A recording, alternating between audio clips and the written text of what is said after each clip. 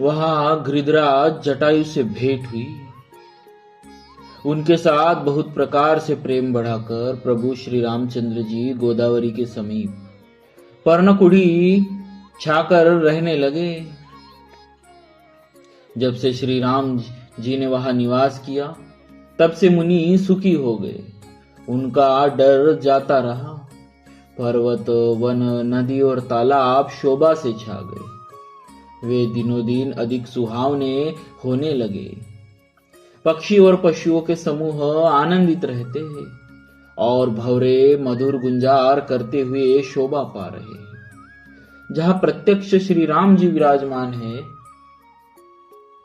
उस वन का वर्णन सर्पराज शेष जी भी नहीं कर सकते।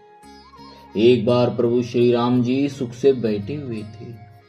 उस समय लक्ष्मण जी ने उनसे सरल वचन कहे, हे देवता, मनुष्य, मुनि और चराचर के स्वामी, मैं अपने प्रभु की तरह अपना स्वामी समझकर आपसे पूछता हूं। हे देव, मुझे समझाकर वही कहिए जिससे सब छोड़कर मैं आपकी चरण रज की ही सेवा करूं। ज्ञान, वैराग्य और माया का वर्णन कीजिए और उस भक्ति को कहिए जिसके कारण आप दया करते हैं। हे प्रभु, ईश्वर और जीव का भेद भी सब समझाकर कहिए, जिससे आपके चरणों में मेरी प्रीति हो और शोक, मोह तथा भ्रम नष्ट हो जाए। श्री राम जी ने कहा, हे तात, मैं थोड़े ही में सब समझाकर कह देता हूं।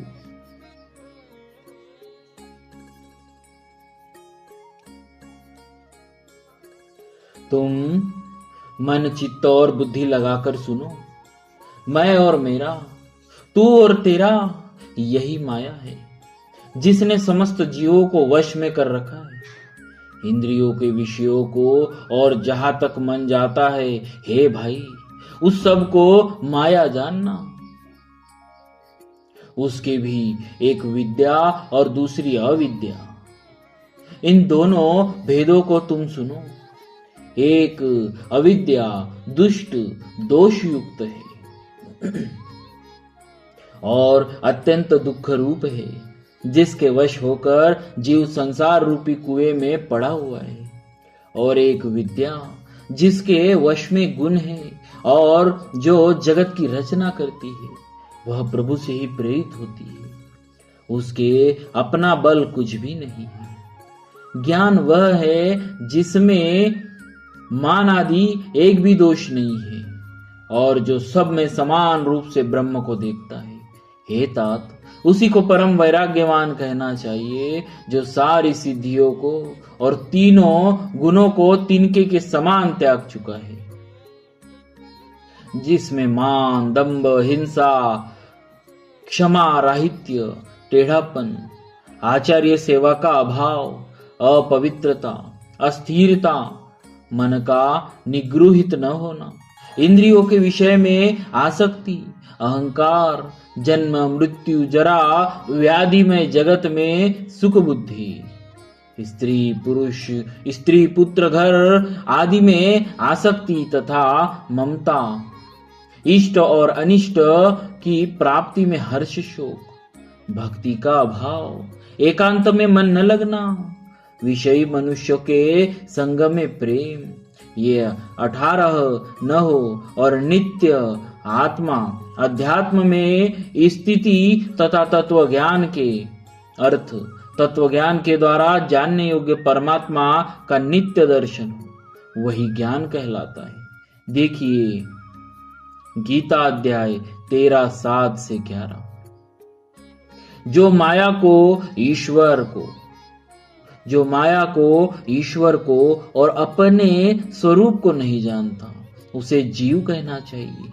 जो कर्मानुसार बंधन और मोक्ष देने वाला, सबसे परे और माया का प्रेरक है, वह ईश्वर है।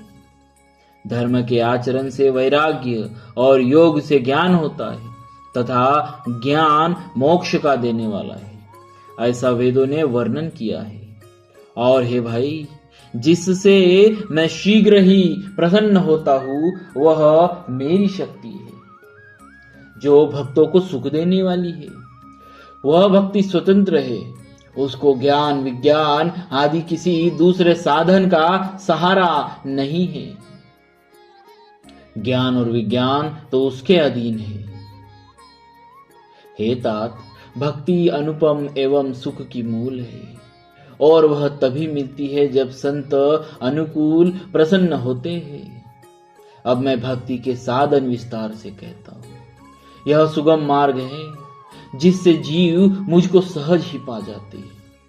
पहले तो ब्राह्मणों के चरणों में अत्यंत प्रीति हो और वेद की रीति के अनुसार अपने अपने वर्णाश्रम के कर्मों में लगा रहे। इसका फल फिर विषयों से वैराग्य होना, तो वैराग्य होने पर मेरे धर्म भागवत धर्म में प्रेम उत्पन्न होगा। तब श्रवण आदि 9 प्रकार की भक्तियां दृढ़ होंगी और मन में मेरी लीलाओं के प्रति अत्यंत प्रेम होगा। जिसका संतों के चरण कमलों में अत्यंत प्रेम हो, मन वचन और कर्म से भजन का दृढ़ नियम हो, और जो मुझको ही गुरु पिता माता भाई पति और देवता सब कुछ जाने और सेवा में दृढ़ हो। मेरा गुण गाते समय जिसका शरीर पुलकित हो जाए, वाणी गदगद हो जाए और नेत्रों से प्रेमाश्रुओं का जल बहने लगे, और काम मद और दंभ आदि जिसमें न हो, हे भाई मैं सदा उसके वश में रहता हूं। जिनको कर्म वचन और मन से मेरी ही गति है, और जो निष्काम भाव से मेरा भजन करते हैं, उसके हृदय कमल में मैं सदा विश्राम किया करता हूं। इस भक्ति योग को सुनकर लक्ष्मण जी ने अत्यंत सुख पाया और उन्होंने प्रभु श्री राम जी के चरणों में सिर नवाया। इस प्रकार वैराग्य ज्ञान गुण और नीति कहते हुए कुछ दिन बीत गए।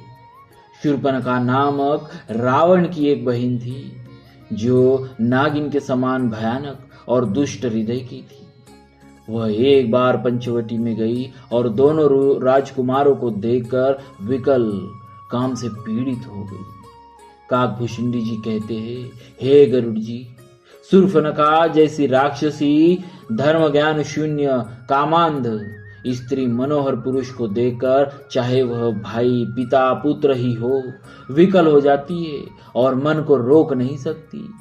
जैसे सूर्यकांत मणि सूर्य को देखकर द्रवित हो जाता है, ज्वाला से पिघल जाती है, वह सुंदर रूप धरकर प्रभु के पास जाकर और बहुत मुस्कुराकर वचन बोली, न तो तुम्हारे समान कोई पुरुष है, न मेरे समान स्त्री। विधाता ने यह संयोग जोड़ा बहुत विचार कर रचा है। मेरे योग्य पुरुष वर जगत भर में नहीं है। मैंने तीनों लोगों को खोज देखा, इसी से मैं अब तक कुंवारी अविवाहिता रही। अब तुमको देखकर कुछ मन माना, चित्त ठहरा है। सीता जी की ओर देखकर प्रभु श्री रामचंद्र जी ने यह बात कही कि मेरा छोटा भाई कुमार है। तब वह लक्ष्मण जी के पास गई। लक्ष्मण जी उसे शत्रु की बहन समझकर और प्रभु की ओर देखकर कोमल वाणी से बोले, हे सुंदरी सुन, मैं तो उनका दास हूं, मैं पराधीन हूं, अतः तुम्हें सुविधा सुख न होगा। प्रभु समर्थ है, कौशलपुर के राजा है, वे जो कुछ करे उन्हें सब फबता है। सेवक सुख चाहे, भिखारी सम्मान चाहे, व्यसनी जिसे जुए शराब आदि का व्यसन हो, धन और व्यभिचारी शुभ गति चाहे, लोभी यश चाहे और अभिमानी चारों फल, अर्थ धर्म काम और मोक्ष चाहे, तो ये सब प्राणी आकाश को दुह कर दूध लेना चाहते हैं, अर्थात असंभव बात को संभव करना चाहते हैं। वह लौटकर फिर श्री राम जी के पास आई। प्रभु ने फिर से लक्ष्मण जी के पास भेज दिया। लक्ष्मण जी ने कहा, तुम्हें वही वरेगा जो लज्जा को तृण तोड़कर अर्थात प्रतिज्ञा करके त्याग देगा, अर्थात जो निपट निर्लज्ज होगा। तब वह खिसियाई हुई क्रुद्ध होकर श्री राम जी के पास गई और उसने अपना भयंकर रूप प्रकट किया। सीता जी को भयभीत देखकर श्री रघुनाथ जी ने लक्ष्मण जी को इशारा देकर कहा। लक्ष्मण जी ने बड़ी फुर्ती से उसको बिना नाक कान की कर दिया, मानो उसके हाथ रावण को चुनौती दी हो। बिना नाक कान के वह विकराल हो गई। उसके शरीर से रक्त इस प्रकार बहने लगा मानो काले पर्वत से गेरू की धारा बह रही हो। वह विलाप करती हुई खरदूषण के पास गई और बोली, हे भाई, तुम्हारे पौरुष वीरता को धिक्कार है, तुम्हारे बल को धिक्कार है। उन्होंने पूछा। तब शूर्पणखा ने सब समझा कर कहा। वह सुनकर राक्षसों ने सेना तैयार की। राक्षस समूह झुंड के झुंड दौड़े, मानो पंखधारी काजल के पर्वतों के झुंड हो। वे अनेकों प्रकार की सवारियों पर चढ़े हुए तथा अनेकों आकार सूरतों के हैं। वे अपार हैं और अनेकों प्रकार के असंख्य भयानक हथियार धारण किए हुए हैं। उन्होंने नाक कान कटी हुई अमंगल रूपिणी शूर्पणखा को आगे कर लिया। अनगिनत भयंकर अशकुन हो रहे, परंतु मृत्यु के वश होने के कारण वे सब के सब उनके कुछ गिनते ही नहीं। गरजते ललकारते हैं और आकाश में उड़ते हैं। सेना देखकर योद्धा लोग बहुत ही हर्षित होते हैं। कोई कहता है, दोनों भाइयों को जीता ही पकड़ लो, पकड़कर मार डालो और स्त्री को छीन लो। आकाश मंडल धूल से भर गया। तब श्री राम जी ने लक्ष्मण जी को बुलाकर उनसे कहा, राक्षसों की भयानक सेना आ गई है। जानकी जी को लेकर तुम पर्वत की कंदरा में चले जाओ, सावधान रहना। प्रभु श्री राम जी चंद्र जी के वचन सुनकर लक्ष्मण जी हाथ में धनुष बांध लिए श्री सीता जी सहित चले। बोलिए श्री सीताराम की महाराज, बोलिए श्री सीताराम जी महाराज की जय। भक्तवत्सल भगवान की